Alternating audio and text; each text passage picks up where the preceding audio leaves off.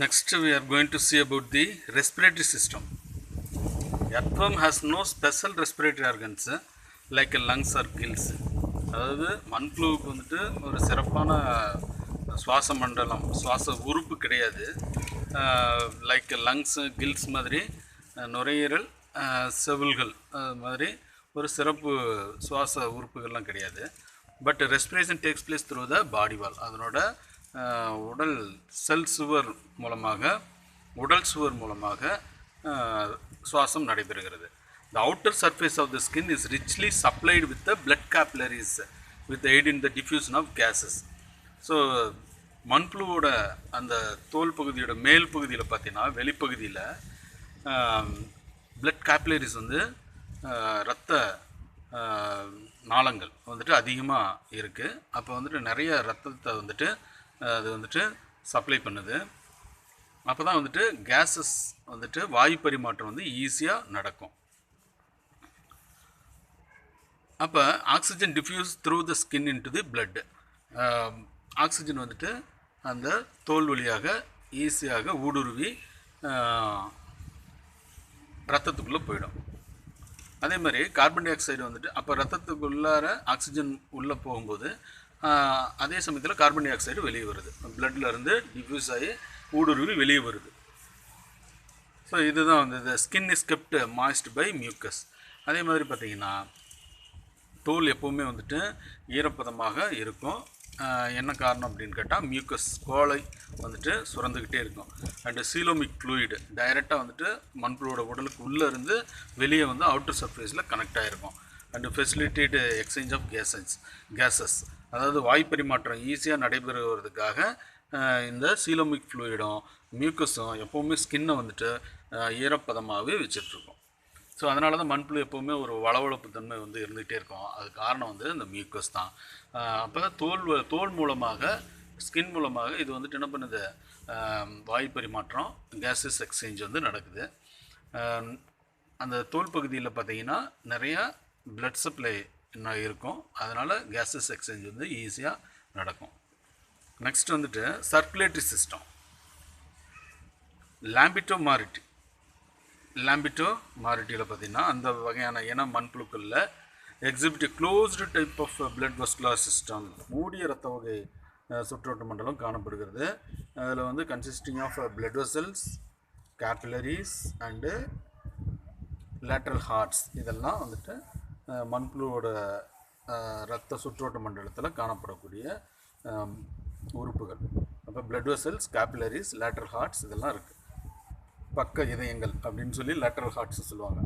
அப்போ 2 median longitudinal vessels run above and below the alimentary canal as a dorsal and ventral vessels of the earthworm. அப்போ 2 median longitudinal vessels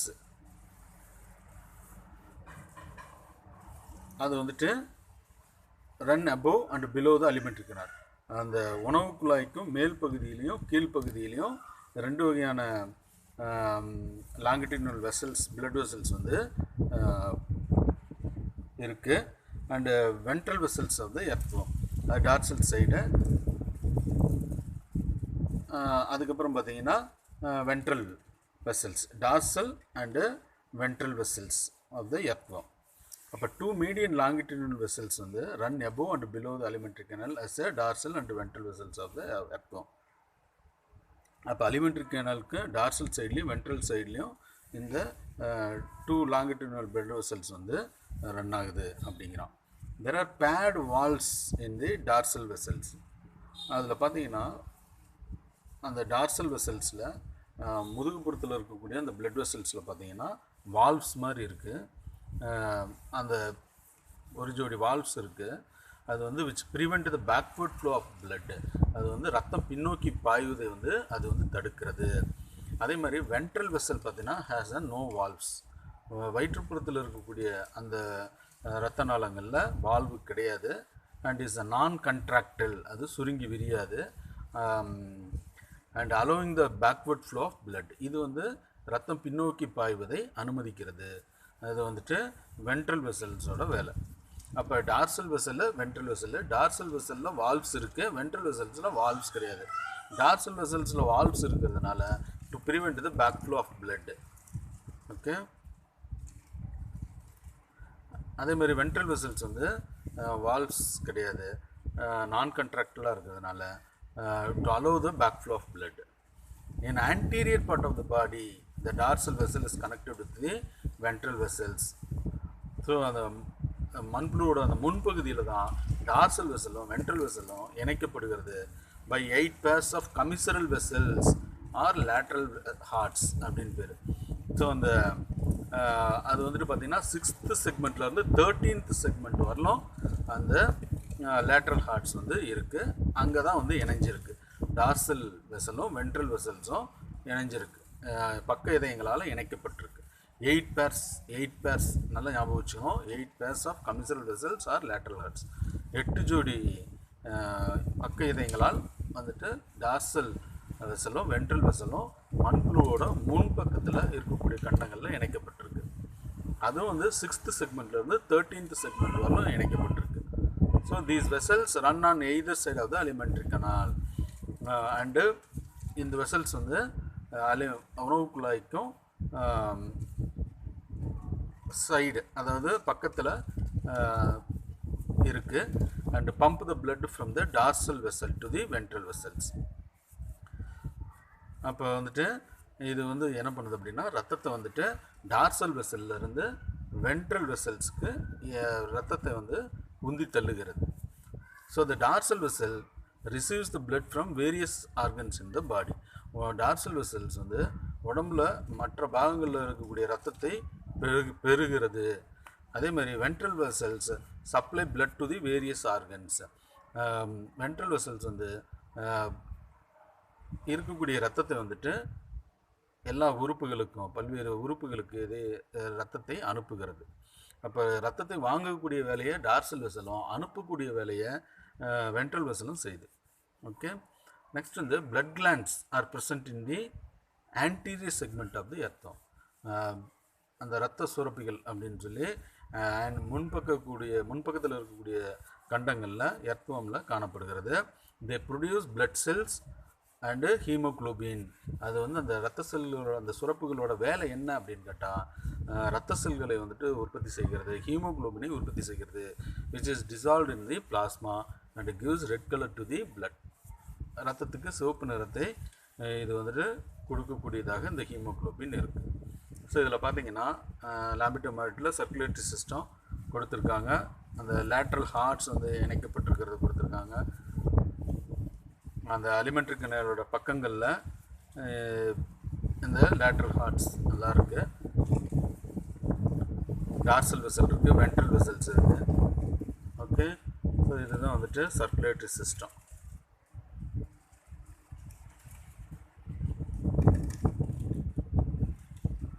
next nervous system. Nervous system பார்த்தீங்கன்னா இந்த bilobed mass of nervous tissue called suprapharyngeal ganglia அப்படின்னு பேர். இரண்டாக பிரிக்கப்பட்ட கதுப்புகளால் ஆன ஒரு தொகுப்பு தான் நர்வஸ் டிஷ்யூ. அதுக்கு பேர் சுப்ராஃபைராஞ்சியல் கேங்க்லியா அப்படின்னு பேர். இது எந்த பகுதியில் இருக்குது எர்த்தோமில் அப்படின்னு கேட்டால், lies on the dorsal wall of the pharynx in the 3rd segment. இது வந்துட்டு அதனோட தொண்டை பகுதியில், டார்சல் பகுதியில் 3வது செக்மெண்ட்டில் இந்த ஃபைராஞ்சியல் கேங்க்லியா அமைஞ்சிருக்கு. இது ஒரு நரம்பு, தொண்டையை சுற்றி உள்ள ஒரு நரம்பு தொகுப்பு தான் ganglia. Is referred as the brain. இதுதான் வந்துட்டு பிரெயின் அப்படின்னு சொல்லி சொல்கிறாங்க. The ganglia found below the pharynx in the 4th segment is called subpharyngeal ganglia. அப்போ அதே ஒரு நரம்பு தொகுப்பு தொண்டைக்கு கீழ்ப்பகுதியில் 4வது செக்மெண்ட்டில் காணப்படுகிறது. அதுக்கு பேர் சப்ஃபைராஞ்சியல் கேங்க்லியா அப்படின்னு பேர். ஓகே, சுப்ரா சப் அப்படின்னு பேர். சுப்ரா அப்படின்னா அது வந்துட்டு ஃபேரிங்ஸோட டார்சல் பகுதியில் 3வது செக்மெண்ட்டில் அமைஞ்சிருக்கு. அது சுப்ராஃபைராஞ்சியல் கேங்க்லியா. இது வந்துட்டு ஃபேரிங்ஸுக்கு கீழே 4வது செக்மெண்ட்டில் இது அமைஞ்சிருக்கு. அதனால் இது வந்துட்டு இந்த நரம்பு தொகுப்பு பேர் சப்ஃபைராஞ்சியல் கேங்க்லியன் அப்படின்னு பேர். So the brain and the subpharyngeal ganglia are connected by a pair of circumpharyngeal connectives. So இந்த மூளையும் அந்த சப்ஃபேரேஞ்சல் கேங்லியாவும் ஒரு ஜோடி சர்க்கம்ஃபேரேஞ்சல் கனெக்டிவ்ஸ்னால இணைக்கப்பட்டிருக்கு. So they run one on each side of the pharynx. இது ரெண்டும் பார்த்தீங்கன்னா தொண்டை பகுதியோட இரண்டு பக்கங்களிலும் காணப்படுகிறது அப்படின்னு சொல்லி சொல்கிறாங்க. Thus a nerve ring is formed around the anterior region of the alimentary canal. ஒரு நரம்பு வளையம் மாதிரி உருவாகுது முன்பகுதியில், அலிமெண்ட்ரி கெனால், அதாவது உணவு குழாய்க்கும் முன்பகுதியில், ஆன்டீரியர் ரீஜனில். ஸோ இதுதான் வந்துட்டு ஒரு சர்க்கம்ஃபேரேஞ்சல் கனெக்டிவ்ஸ் அப்படின்னு சொல்லி அதை சொல்கிறாங்க. So the double ventral nerve cord, இரண்டு நரம்பு வடம் அப்படின்னு சொல்லலாம், runs backward from the subpharyngeal ganglion. அந்த சப்ஃபேரேஞ்சல் கேங்லியான்லேருந்து ரெண்டு நரம்பு வடம் மாதிரி நரம்புகள் வந்துட்டு பின்னோக்கி செல்கிறது, எர்த்மோமோட பின்பகுதிக்கு செல்கிறது. So the brain along with the other nerves in the ring integrate sensory inputs and command muscular response of the body. So இதுதான் வந்துட்டு பிரெயின், அதனோடு சேர்ந்த நரம்புகள் எல்லாமே சேர்ந்து ஒரு ரிங்கு மாதிரி ஃபார்ம் ஆகுது. அது வந்துட்டு என்ன பண்ணுது, உணர்வுகளை வந்துட்டு எடுக்கக்கூடியதாக, உணர்வுகளை உணரக்கூடியதாக அது வந்து இருக்குது. அது வந்துட்டு அந்த உணர்வுகளை வாங்கி ஒருங்கிணைச்சு அதை வந்து அதனோட தசைகளுக்கு வந்துட்டு அனுப்புகிறது. அது மூலம் அது வந்து துலங்களை வெளிப்படுத்துகிறது. Okay, the earthworms receptors are stimulated by a group of slender அப்படின்னு சொல்லி சொல்கிறாங்க, slender columnar cells connected with the nerves.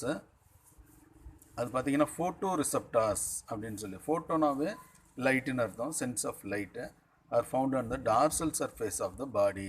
உடம்புல முதுகு பக்கத்தில் காணப்படக்கூடிய இந்த receptors photo receptors. Gustatory receptors, அது வந்து சென்ஸ் ஆஃப் டேஸ்ட். கஸ்டேட்டரி அப்படின்னாவே அதாவது சுவையை உணரக்கூடிய அந்த இது தான் வந்துட்டு கஸ்டேட்ரி. அண்ட் ஆல்ஃபேக்ட்ரி அப்படிங்கிற ரெசப்டார்ஸுங்கிறது sense of smell. Okay, are found in the buccal cavity. இந்த கஸ்டேட்ரி ரெசப்டார்ஸும் ஆல்ஃபேக்ட்ரி ரெசப்டார்ஸும் எங்கே காணப்படுகிறதுனா வாய்க்குழியில் காணப்படுகிறது. Tactile receptors, sense of touch, so தொடுநுறு உணரக்கூடியது. Chemo receptors, to detect chemical changes. And thermo receptors, changes in the temperature. So இதெல்லாம் வந்துட்டு are present in the prostomium and the body wall. இது வந்துட்டு ப்ரோஸ்டோமியத்தில் மண்புழுவோட அந்த வாய்க்கு முன்பகுதியில் காணப்படக்கூடியது. முதல் செக்மெண்ட்லேயே இது வந்துட்டு காணப்படக்கூடியது அந்த ப்ரோஸ்டோமியம். இந்த ப்ரோஸ்டோமியத்திலையும் உடம்போட சுவர் பகுதியிலையும் இந்த வகையான ரிசப்டார்ஸ் வந்து காணப்படுகிறது. எது tactile receptors, chemo receptors, thermo receptors. Okay, இதெல்லாம் வந்துட்டு நர்வஸ் சிஸ்டத்தில் இருக்கக்கூடிய ரிசப்டார்ஸ். நெக்ஸ்ட் வந்துட்டு excretory system. Excretion is the process of elimination of metabolic waste products from the body. உடம்புல எர்த்வமோட அந்த மண்புழுவோட உடம்புல இருக்கக்கூடிய கழிவுகள் எல்லாம் வெளியேற்றப்படக்கூடிய அந்த வளர்ச்சிதை மற்ற கழிவுகள் எல்லாம் வெளியேற்றப்படக்கூடிய அந்த செயலுக்கு தான் எக்ஸ்கிரீஷன் அப்படின்னு பேர். இந்த எர்த்வமில் பார்த்தீங்கன்னா excretion is effected by a segmentally arrange, அதாவது ஒவ்வொரு செக்மெண்ட்லேயும் இது வந்துட்டு அரேஞ்ச் ஆகிருக்கும். மைனூட் காயில்டு, அதாவது சுருளாக அமைக்கப்பட்டிருக்கும். Paired tubules and called nephridia அப்படின்னு பேர். அப்போ ஒவ்வொரு செக்மெண்ட்லேயும் அரேஞ்சு மைனூட்டாக coiled and paired tubules called nephridia அப்படின்னு பேர். இந்த நெஃப்ரீடியா மூலம் தான் எக்ஸ்கிரீஷன் நடக்கும். ஸோ அந்த ஃபேரிஞ்சல் நெஃப்ரீடியா, அதுக்கப்புறம் மைக்ரோநெஃப்ரீடியா, மெகாநெஃப்ரீடியா, மைக்ரோநெஃப்ரீடியா, இதெல்லாம் வந்து டைப்ஸ் ஆஃப் நெஃப்ரீடியா. இதெல்லாம் அங்கங்கே ஒவ்வொரு செக்மெண்ட்லேயும் காணப்படக்கூடியது தான். அந்தந்த இடத்துக்கு தகுந்த மாதிரி அதை சொல்லுவாங்க. ஸோ இதெல்லாம் types of nephridia. Pharyngeal nephridia or tufted nephridia அப்படின்னு present as a pad tuft இந்த 5th செக்மெண்ட்லேருந்து 9th செக்மெண்ட் வரலும் இருக்கும். இது வந்துட்டு தொண்டை பகுதிக்கு பக்கத்தில் இருக்கக்கூடியதுனால இது வந்து ஃபேரிஞ்சியல் டஃப்டட் நெஃப்ரீடியா அப்படின்னு பேர். 5வது செக்மெண்ட்லேருந்து 9th செக்மெண்ட் வரலும் இருக்கும். அடுத்து வந்து micro nephridia or integumentary nephridia. இது வந்து தோல் பகுதியில் காணப்படக்கூடியது. It is attached to the lining of the body wall. உடலோட சுவர் பகுதியில் வந்துட்டு இந்த மாதிரியான நெஃப்ரீடியா வந்துட்டு இணைக்கப்பட்டிருக்கு. From the 14th segment to the last which open on the body surface. So இது வந்து 14வது செக்மெண்ட்லேருந்து கடைசி செக்மெண்ட் வரலும் இருக்குது. இது வந்துட்டு இந்த நெஃப்ரீடியா வந்துட்டு உடலோட மேல் பகுதியில் திறக்கப்படுகிறது. நெக்ஸ்ட் வந்து மெகா நெஃப்ரீடியா. இது வந்து செப்டல் நெஃப்ரீடியா அப்படின்னு சொல்லுவாங்க. Present is a pair on both side of the inter segmental septa. ஒரு செக்மெண்ட்டுக்கு இன்னொரு செக்மெண்ட்டுக்கு இடைப்பட்ட அந்த இடத்துல காணப்படக்கூடியது அந்த inter segmental septa of the 19th segment to the last. 19வது செக்மெண்ட்லேருந்து கடைசி செக்மெண்ட் வரலும் இது வந்துட்டு காணப்படக்கூடியதாக இருக்கிறது. And open into the intestine. இது வந்து எங்கே திறக்கப்படுது அப்படின்னு கேட்டால் இன்டெஸ்டைன் குடல் பகுதியில் திறக்கப்படுகிறது. So the mega nephridium is an internal funnel like opening called nephrostome. இந்த மெகா நெஃப்ரீடியம் பார்த்தீங்கன்னா அதோட டயக்ராம்ஸ் வந்து இங்கே கொடுத்துருப்பாங்க. இங்கே பார்த்தீங்கன்னா இந்த மெகா நெஃப்ரீடியம் கொடுத்துருக்காங்க. see the picture. இங்கே பார்த்தீங்கன்னா மெகா நெஃப்ரீடியம். அதில் வந்துட்டு அதை தான் இப்போ வந்து எக்ஸ்பிளைன் பண்ணிகிட்ருக்கேன். ஸோ இது வந்துட்டு இதில் இருக்கக்கூடிய இந்த mega nephridium as an internal funnel like opening called நெஃப்ரோஸ்டோம்னு பேர். அது வந்துட்டு விச் இஸ் ஃபுல்லி சிலியேட்டட். இது வந்துட்டு மெல்லி இலைகளால் உருவாக்கப்பட்டது அந்த நெஃப்ரோஸ்டோம். இந்த nephrostome is in the preceding segment. முன்பக்கத்தில் காணப்படும். And the rest of the tube, அந்த நெஃப்ரோஸ்டோமோட மீதி இருக்கக்கூடிய அந்த டியூப் லைக் ஸ்ட்ரக்சர் வந்து இந்த சக்சீடிங் செக்மெண்ட் அடுத்த செக்மெண்ட்டில் முடியும். அப்போ முன்பகுதியில் இருக்கக்கூடிய செக்மெண்ட்டில் நெஃப்ரோஸ்டோம் இருக்கும். அடுத்த செக்மெண்ட்டில் அந்த டியூப் லைக் மீதி டியூப் லைக் ஸ்ட்ரக்சரில் இருக்கக்கூடியது அடுத்த செக்மெண்ட்டில் காணப்படும். இந்த டியூப் பார்த்தீங்கன்னா கன்சிஸ்ட் ஆஃப் 3 டிஸ்டிங்க்ட் டிவிஷன். 3 பகுதிகளாக அதை பிரிக்கலாம். ஒன்று வந்து ciliated, glandular and the muscular region அப்படின்னு அந்த டியூப் குழல் வடிவ பகுதியை பிரிக்கலாம். The waste material பார்த்தீங்கன்னா collected through the ciliated funnel as pushed into the muscular part of the nephridium by ciliated region. So அந்த வேஸ்ட் மெட்டீரியல்லாம் வந்துட்டு அந்த நெஃப்ரோஸ்டோம்னு சொல்கிறோம் இல்லையா, அந்த ஃபனல் லைக் ஸ்ட்ரக்சரு, அதிலிருந்து கலெக்ட் ஆகி அது வந்து பின்னோக்கி தள்ளப்படுகிறது. மஸ்குலர் பார்ட் ஆஃப் த நெஃப்ரீடியத்துக்கு வந்து தள்ளப்படுகிறது, சிலியேட்டட் ரீஜியனுக்கு வரும். இந்த glandular part extract the waste from the blood. இந்த கிளானுலார் பகுதி என்ன பகுதி அப்படின்னா பிளட்டில் இருக்கக்கூடிய கழிவுகள் எல்லாத்தையும் எக்ஸ்ட்ராக்ட் பண்ணி எடுக்கும். And finally waste exit out through the nephridiophore மூலமாக கழிவுகள் வெளியேற்றப்படுகிறது. ஸோ நெஃப்ரீடியம் மட்டும் இல்லாமல் சில சிறப்பு வாய்ந்த செல்களும் வந்துட்டு இண்டஸ்ட்ரினில் சீலோமிக் வால் ஆஃப் த இண்டஸ்ட்ரினில் இருக்குது. அதுக்கு பேர் குளோரோகஜன் செல்ஸ் அப்படின்னு பேர். அது இண்டஸ்ட்ரினில் இருக்கக்கூடிய ஒரு சிறப்பு வாய்ந்த செல்ஸு. அது வந்துட்டு பார்த்தீங்கன்னா the extract the nitrogen waste from the blood of the industrial wall. அந்த குடல் பகுதியோட அந்த சுவர் பகுதியில் இருக்கக்கூடிய கழிவுகள் எல்லாத்தையும் எடுக்கக்கூடிய வேலையை அந்த அந்த சுவர் பகுதியில் இருக்கக்கூடிய பிளட்டில் இருக்கக்கூடிய கழிவுகளை எடுக்கக்கூடிய வேலையை இந்த குளோரோகஜன் செல்கள் செய்யுது. அது இல்லாமல் அதை வந்துட்டு அந்த கழிவுகளை வந்துட்டு பாடி கேவிட்டி அதனோட உடற்குழிகளுக்குள்ளே அனுப்பி அதுக்கப்புறம் நெஃப்ரீடியா மூலமாக அது வெளியேற்றப்படுகிறது. ஓகே, ஸோ இதுதான் வந்துட்டு excretory system. It is very very easy. So up to this is over. We will see the next video.